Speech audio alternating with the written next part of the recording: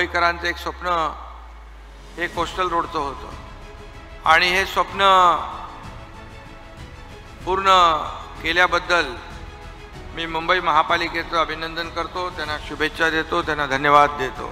या कोस्टल हायवेला छत्रपती संभाजी महाराजांचं नाव देण्याची मागणी पुढे आली आणि अतुलनीय शौर्य गाजवणाऱ्या छत्रपती संभाजी महाराजांचं आज पुण्यतिथी पण आहे आणि म्हणून याचं आज औचित्य साधून याचं लोकार्पण होतं आहे। छत्रपती शिवाजी महाराजांनी स्वराज्याचा पाया रचला, छत्रपती संभाजी महाराजांनी त्याच्यावर कळस चढवला आणि अतुलनीय शौर्य आणि धैर्य दाखवलं, त्यांचं नाव याला दिलं, याचा देखील आम्हाला सार्थ अभिमान आहे। मुंबई सेंट्रल पार्क 300 एकरचा, कधी स्वप्नही लोकांना हे स्वप्नवत वाटत असेल, पण 300 एकरचा मुंबई सेंट्रल पार्क या ठिकाणी होतोय, हे मला अभिमानाने या ठिकाणी सांगावंसं वाटतं।